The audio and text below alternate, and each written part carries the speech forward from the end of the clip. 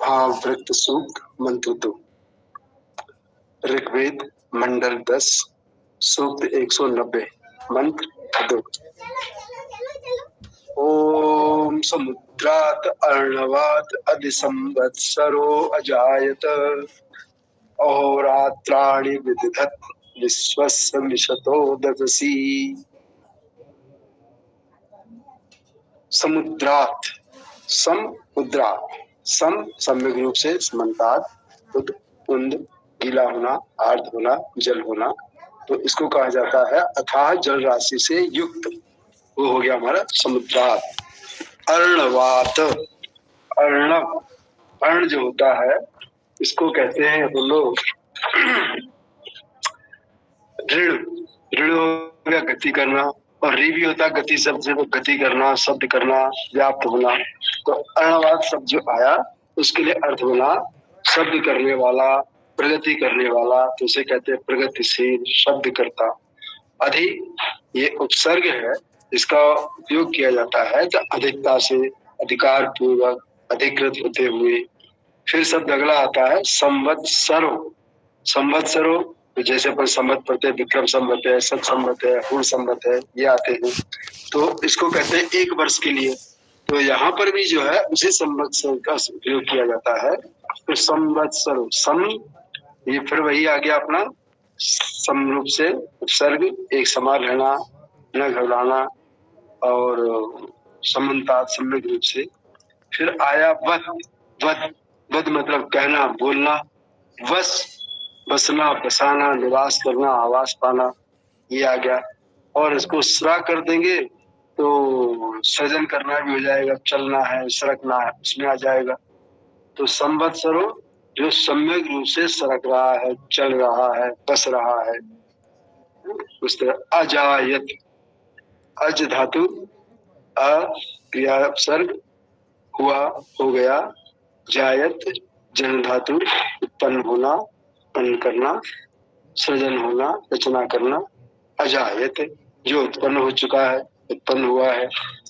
अहो ये एक शब्द बहुत बढ़िया है जिस कई बार हम लोग बोलते हैं आहा, तो उसी तरह से शब्द अहो।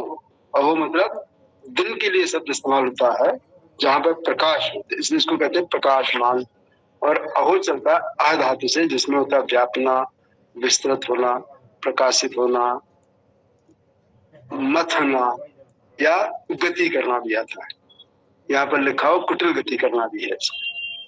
तो इस तरह से हो गया गति करते हैं। रात्राणी रात्राणी मतलब रात्रि में रात्रियों में, तो एक से बहुवचन में चला गया रात्राणी। रा दान करना ग्रहण करना मिल जाना उस तरह से आता है। तो रात्रियों में विदधत विदधत विदधातु धत धारण करना, तो इसको बोलते हैं विशेष रूप से इसने धारण किया हुआ है। आगे चला विश्वस्य मतलब सभी का संपूर्ण का। उसके बाद आया शब्द मिस्सत्तो। मिस्सत्तो इसमें शब्द बनता मिश्र धातु आती है, तो किसके लिए आती है?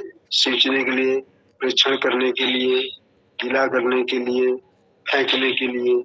और मिस का अर्थ भी होता है स्पर्धायांची विवादे, स्पर्धा करना होड़ लगाना विवाद करना झगड़ना कलह करना, ये भी होता है। मिसतो बसी बसी होता है वश में करने के लिए, किसी को हम वश में करते हैं या किसी के वशीभूत होते हैं या कोई इच्छा रखते हैं। वश धातु होते कामना करना इच्छा करना प्रकाश होना चमकना। अब अपन इसका करते हैं शब्दार्थ।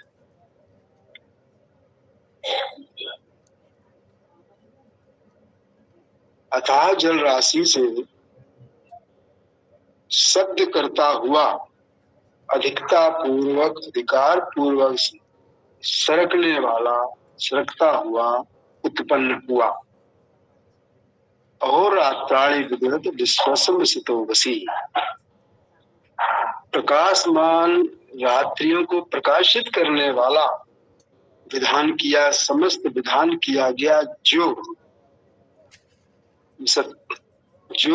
प्रक्षेपण के वशीभूत था या आर्द्रता के वशीभूत था, मिश्रो वशी। अब इसका देखते अपन भावार्थ। भावार्थ में कहा गया, लिखा है वेदायन में, प्रगतिशील शब्द करता। आवाज आ रही है? आवाज आ रही है जी? जी जी बोलिए। आवाज आ रही है, आवाज आ रही है, आवाज एकदम दारोदार आ रही है।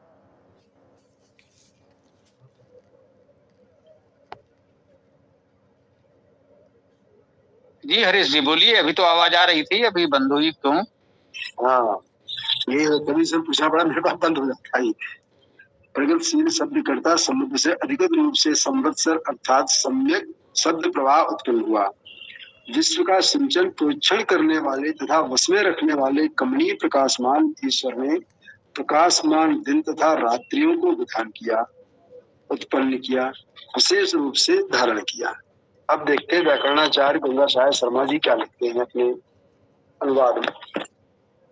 एक मिनट, थोड़ा सा मुझे आपसे यही कहना है, अभी जो आपने इसका भावार्थ पढ़ा, जो भैया तुलसी राम जी कह रहे थे जब ये सीताराम जी पढ़ रहे थे, तो जन सामान्य के लिए यदि आप मंत्र पढ़ के केवल सीधे भावार्थ पढ़ देंगे तो उसको समझ में आ जाएगा, और शेष व्याख्या हमें जाननी चाहिए। जब कोई प्रश्न उठाए कि शब्द का ये अर्थ क्यों हुआ, कैसे हुआ, क्या हुआ, तो वो व्याकरण हमें आनी चाहिए और हमें बताना चाहिए। तो जो ये भावार्थ लिखा है, सीधे सीधे भावार्थ पढ़ दें तो प्रारंभिक लोगों के लिए, तुलसीराम जी को मुझे लगता है वो अधिक समझ में आया होगा। ठीक है ना? जी जी बिल्कुल, ठीक है, बहुत अच्छा आपने समय दिया मेरे को, और मैं कोशिश करूंगा कल और जुड़ने के आपके साथ। तो ठीक है जी, धन्यवाद। चलिए 2 मिनट और सुन लीजिए, मंत्र इनका पूरा हो जाए, इतना समय दिया है तो 2 मिनट और। हाँ हरीश जी आगे पढ़िए गंगा साहेब जी का जो भी है। हाँ, व्याकरणाचार्य गंगा साहेब शर्मा जी लिखते हैं अपने इस मंत्र के अर्थ में, जल पूर्ण सागर से संवत्सर उत्पन्न हुए, पलक झपकाने से संसार के स्वामी ईश्वर ने दिन एवं रात बनाए। यहाँ पर इनका अर्थ पूरा हो गया। धन्यवाद। जी जी बहुत अच्छी तरीके से आपने समझाया। अब पीसी सिंह जी, हाँ अब आप पढ़ दीजिए आर्य समाज वाला अर्थ, ये सुन लीजिए आर्य समाज ने क्या अर्थ किया है, ये आप बता रहे हैं। पीसी सिंह जी बोलिए। ये गुरुदेव बोल रहा हूँ। पदार्थ आणवात, जलीय, समुद्रात, आकाश सस्य समुद्र से, संवत्सर काल की गति अथवा काल का मानदंड सूर्य, अध्यजायत उत्पन्न होता है। संवत्सर जो भाग प्रकाशमान है वह संवत है, जो नहीं प्रकाशमान है वह सर है। अतः आदित्य भी संवत्सर है। निशतः निमेष आदि को प्राप्त जंगम तथा जड़ विश्वस्य जगत का वशी स्वामी परमेश्वर अहोरात्राणि दिन और रात के भेद को विश्वद बनाता है। अब भावार्थ इसका कहीं गुरुदेव पढ़ दें। जी पढ़ दीजिए वो भी।